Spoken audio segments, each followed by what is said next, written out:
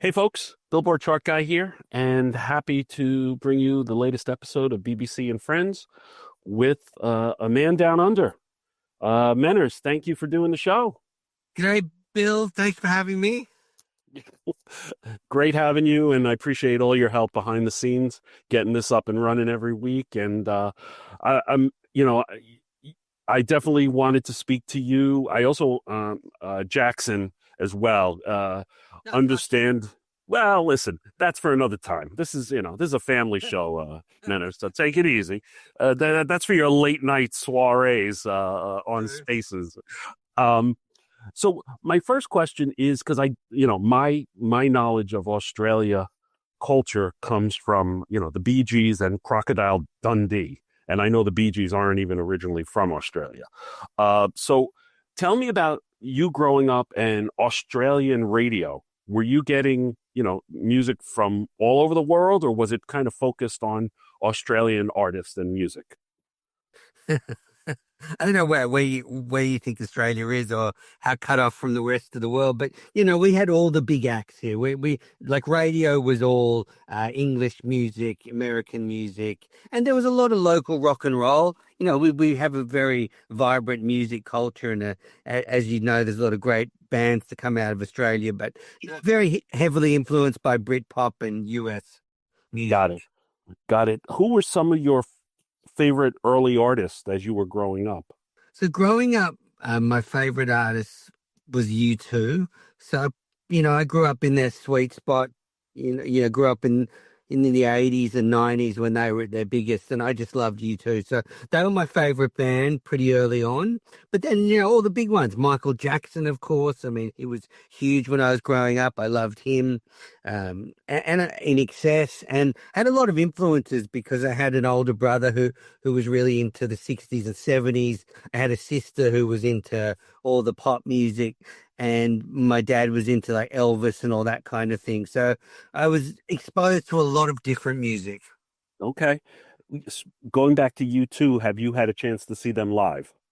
So they're the band I've seen most live. I've Oh, seen wow. them about 12 times. I've seen them in Australia about 8 times, and then I've seen them in Europe 3 or 4 times. So they're 3 times in Europe. And yeah, they're my favorite band to see live, and been lucky enough to see them from like 95 when they did the Zoo TV tour right up until the last tour they did here. And, I was really disappointed, and I'll keep it family friendly, with Darren Cunningham's comments that he didn't think the U2 Zoo TV tour was very good because, that's a groundbreaking tour. They changed rock music forever, and that's one of the best tours of all time. So all-time bad take from Darren. Well, I think he was coming from the point of coming out of the Joshua Tree era, which that tour was amazing. And that's when I first saw U2. And I saw them on every tour right through All That You Left Behind. I think that was like 2001 or Yeah. 2002. I've kind of drifted away a little bit from some of the later music, the last 20 years or so, but their relevance is incredible. Achtung Baby, for them to go from War to Joshua Tree to the Rattle and Hum collection, and then come out with Achtung Baby, and the 2 or 3 albums that followed after. I mean, they did a complete 180 musically, and yeah, they're fabulous. I've always loved their performances live. They're incredible.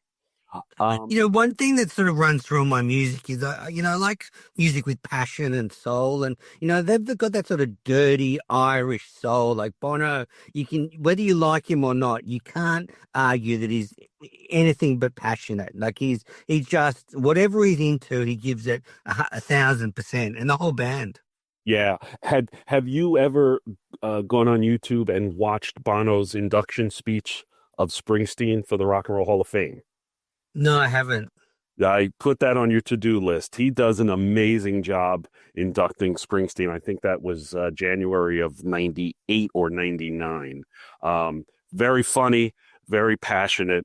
Yeah, really good stuff. Um, did you ever see Michael Jackson live? Yes, I did. I saw Michael Tell me about Jackson. that. He played in Sydney at the Sydney Cricket Ground, which is ironic because I now work there a lot and commentate there a lot. And he played there. God, that would have been late 90s, I think. He toured here, and it was amazing, but it was a huge stadium gig, so it didn't feel intimate. He had it was the History tour actually, because it was after the History album. So, but yeah, amazing to see him. I've seen the Rolling Stones at Wembley Stadium. I've seen Barry Gibb. I've seen Neil Young. Um, seen quite a few Madonna. Mhm.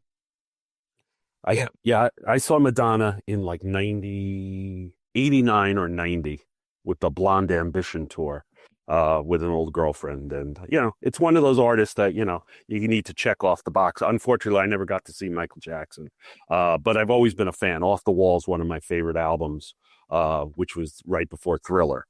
Um, I mean, undoubtedly one of the biggest artists of all time, and he was such a huge influence. People, Kirk talks about it on KMS. People now, I don't like young people now don't maybe realize how big he was. yeah, yeah. It's just so funny that, um, he was, think about what Taylor Swift was last summer, or what was it, 18 months ago when she was touring stadiums. Michael Jackson was that, plus, and Yeah. it was just an incredible, and you don't get you don't have the videos. I mean, the videos were nonstop on MTV. They played on all sorts of radio formats, his songs, eventually. Yeah, he was amazing, and tip of the cap to the Jackson Five also, which, he was 8 years old. It's incredible, incredible. Um, Me and you kind of bonded initially on the band. Yep. Tell me how you came to find the band, and talk to me a minute about the band. Well, the band, I think they're the greatest rock and roll band ever. I just think that they just had some kind of magical chemistry that is so unique and will never be repeated. And how did I found them? So, I mean, I'd been exposed to them before. The Weight I'd heard many times.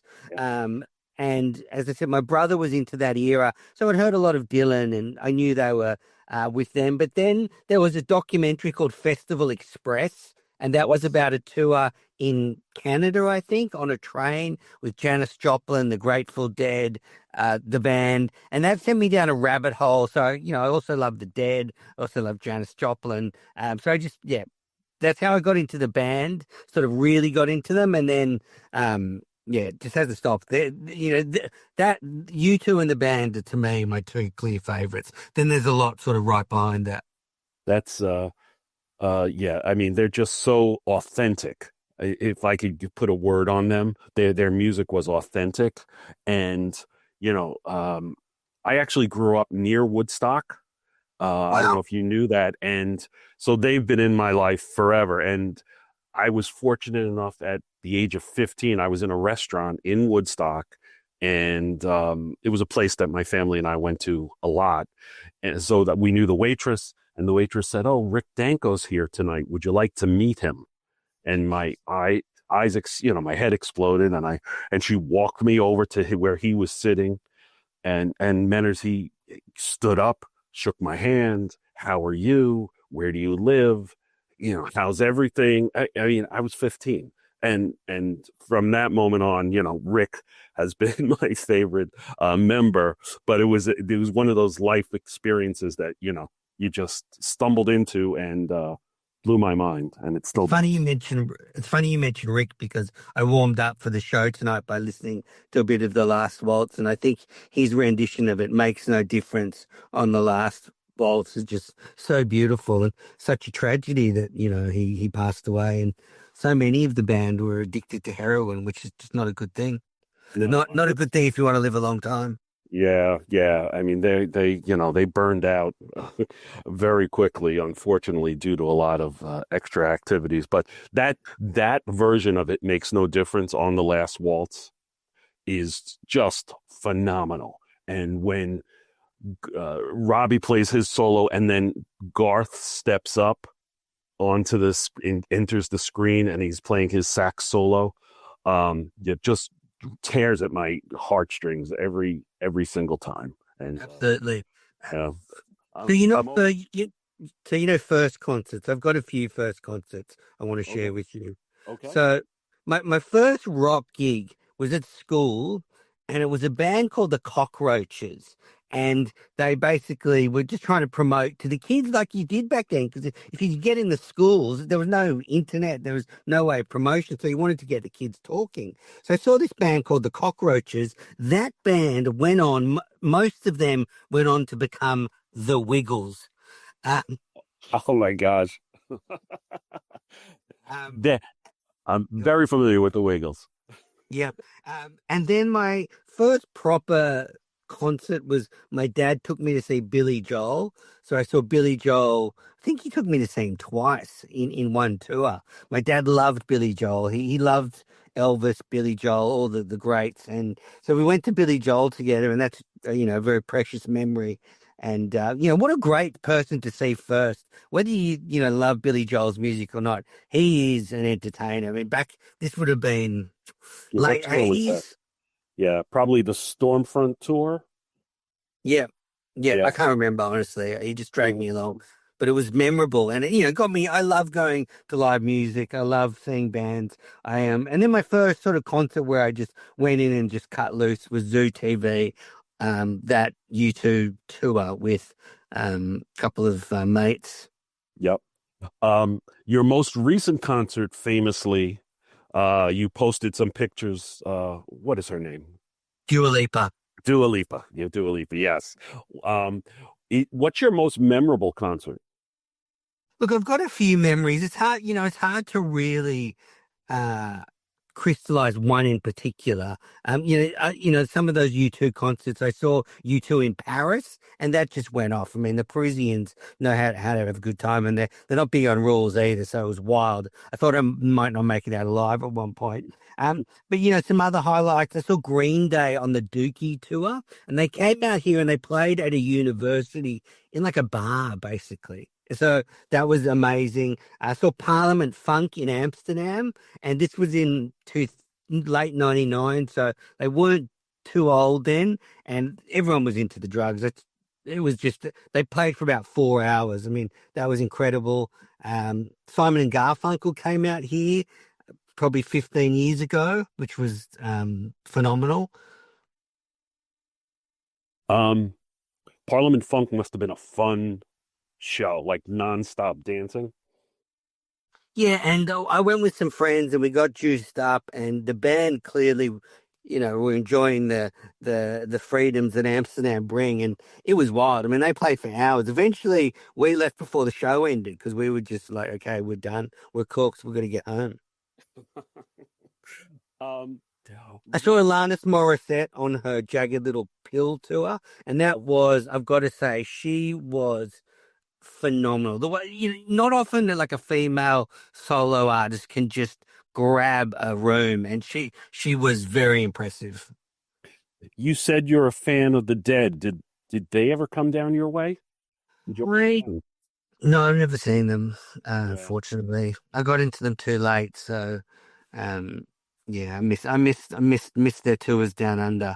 Yeah. Yeah. One band which was incredible, I know I loved and loved growing up, was Pearl Jam. So they were right alongside U2 for a long time because Australians love their rock, and they played a lot on the radio. So I saw Pearl Jam here, and Eddie Vedder. I mean, he was 96, I think 97, and he was phenomenal. Yeah, they're a great live band for sure. And I put their first three albums up with any first three albums Mm. by an artist. Can I Really give good you some stuff. stinkers? I'd love to hear some stinkers. So Bob Dylan, obviously famously, Yeah, yeah, yeah. had the same experience basically that Darren outlined for one of his shows. Went with a friend. We wanted to go and see Bob Dylan, and it was an hour and a half of babble with a bit of music, and we left and went, okay, well, we've seen Bob Dylan. Uh, Yeah, that was my experience as well. Yeah. Ironically, we were talking about The Last Waltz earlier. When I went to see Dylan, I think it was like in 2018 or 19, Mavis Staples opened for him, Yep. and from the Staples singers, and I've seen her. she was great. She was terrific. She toured here. Yeah, yeah. Give me another stinker. Another stinker was Smashing Pumpkins. So, Billy Corgan just went to a con. He was just in a shit mood that night. He did a show for like an hour, and the Pumpkins were fucking massive when they toured here, and their peak was pretty high. And reports were the night before he did like a 2 hour show, and we got an hour show because he was in a bad mood about something. And it was, yeah, so that was a really bad one. Hmm. It sounds like you kind of grew up in the grunge era. Is that a fair? Yeah, absolutely. Yeah, no, Yeah. born in Sure. 76. I know I look, maybe a lot younger, but born in 76. So my sweet spot was that mid 80s to sort of late 90s. Right. Did you enjoy like Nirvana? Did you get into Soundgarden or Stone Yep. Temple Pilots, all those bands? Yep. I've seen Soundgarden live. They're another band I caught. So yeah, I was into them. Big into Nirvana as well. Yeah, not so much into Stone Temple Pilots. Yeah, I I really like them. I think they get when you rank all those bands from that grunge era, I Yep. think they're definitely, if you put them in a top 10, they're definitely on the lower half of the top 10. But I really love their early stuff as well. Nice. Um, go There's an Australian band called Powderfinger. Have you ever heard of them? in doing some research for our conversation, I looked them up and I saw their name. Is that in the same ilk musically as those other bands we just mentioned?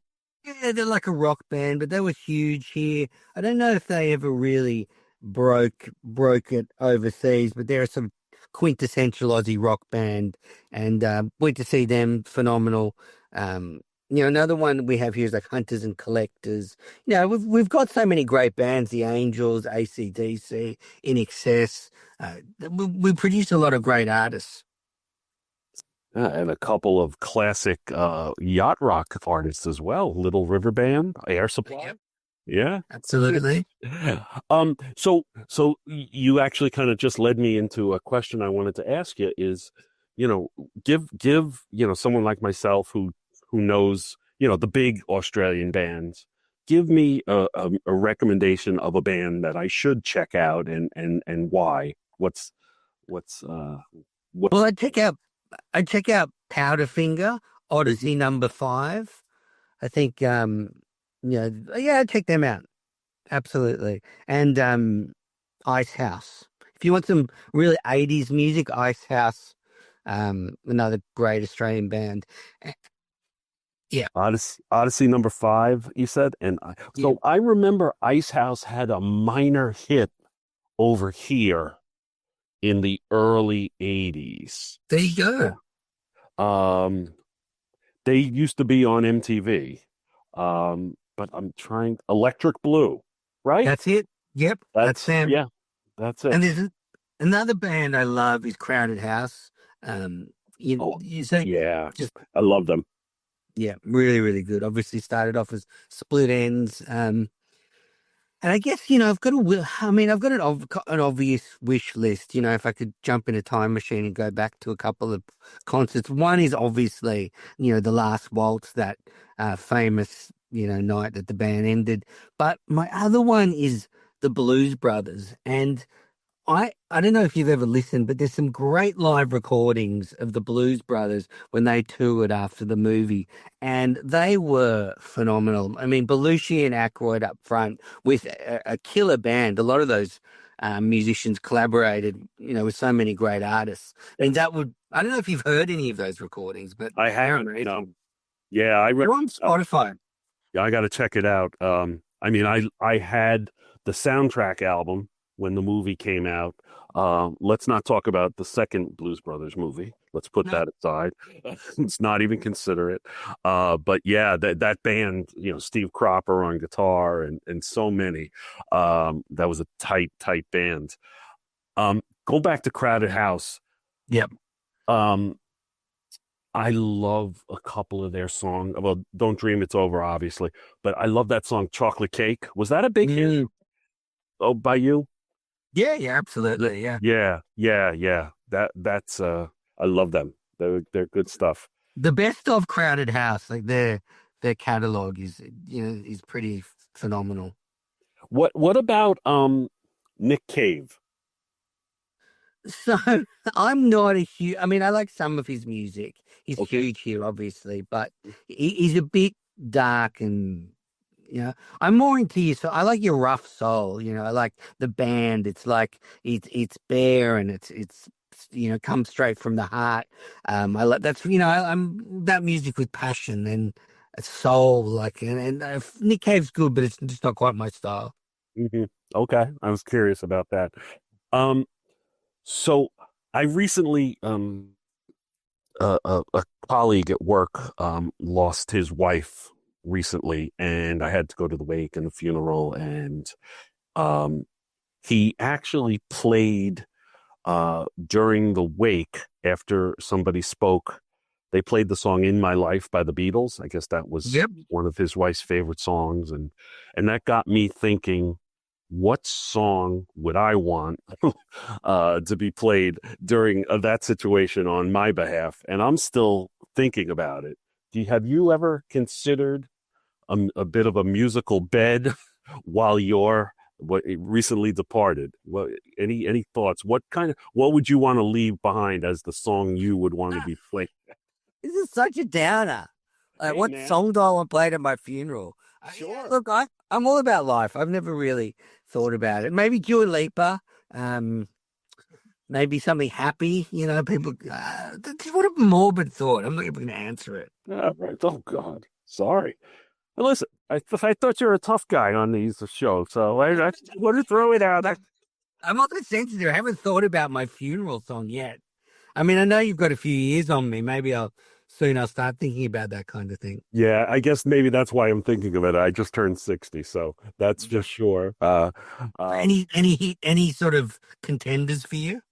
well, one contender might be the song "Living Proof" by Bruce. It's a song about the when his first child was born. Yep. Just tip of the cap to my boys. And the other song would be "Something in the Way She Moves" by James Taylor, and that would be for my wife. But that's as far as I've gotten so far. But let's change the subject. Yep, yep. So you brought up In My Life. I've seen Paul McCartney twice. Yeah. So that was pretty amazing. I saw him in the 90s and then about 5 years ago, and And both times incredible. yeah, how was he 5 years ago? Because, when I see clips now, his voice obviously isn't as strong as it once was. He's also 80 or 81 now. How was the show and the performance 5 years ago? He was great. He was amazing, and he was definitely in his 70s. Maybe he was 5, 6 years ago. Anyway, he was phenomenal. I came away thinking, geez, this guy's 70 and he's still doing it. And the other one was Neil Young. I saw Neil Young maybe 10, 15 years ago, but he was definitely in his 60s, maybe older, and he absolutely rocked out. And again, I left with my mate and I said, geez, that guy puts us to shame. He's 70 and he's absolutely killing it up there. Wow. I've never seen him. That's someone I've missed over the years. I've never got a chance to see him. McCartney I saw in '89. That was his first tour in like 12 years at Madison Square Garden in New York. And that same year I got to see the Stones at Shea Stadium, and then I saw the Who at Giant Stadium. So I saw the big three British acts all in that one year, which was very cool. Um, what else can we talk about? I think Well, British acts, do you like Massive Attack? I saw them. They were incredible. I'm not familiar with them actually. They're a British band, again in the 90s. So just yeah, they were really good. Small venue. It's when you go to a concert, if you can get in, for me, the magic is if you can get in a venue where it feels sort of intimate and it's hopping uh, Yeah. and that was one of those. It was a really good one, really, really good one. Yeah, I've had a couple of experiences like that when I've seen bands on the rise and you see them in a small place. Like I saw REM in Passaic, New Jersey, which is a tiny little town. Uh, I loved and REM, loved you, REM. oh, they're terrific. I just finished a book I would recommend to you. Uh, the same gentleman who wrote the Bruce book, Peter Ames Carlin, just put out a book last Christmas about the band. It's really good. If you love them, I would recommend that book to you. They did the right thing going away. They just stopped, and they were a hit machine for a long time there. Losing My And Religion was number one for felt like years. um, yeah, and they, 2011, they said that's it, and they did something last year, the four of them at a Songwriters Hall of Fame. They played "Losing My Religion," I think, but they haven't been tempted to reunite and play, which I respect. When they said they're done, and that's that. It's funny. The Who now are promoting their final tour in 2025. In 1982, they promoted their final tour. So 40 years later, the Who are still going out and trying to get that final tour done. But someone like Yeah. REM just ended it. Yeah. So seeing having those opportunities, I saw Lenny Kravitz in like a club in Manhattan in 1988 or 89. I saw the Black Crowes early on, which they're a fun band. They're derivative of so many, but they're a fun band to see live. So yeah, having those opportunities are special for sure. I saw a couple of other random ones I've seen. I've seen the Hollies at a Oh, casino once, but quite a while ago, like 25 years ago. And they were a pretty great band from sort of the 60s.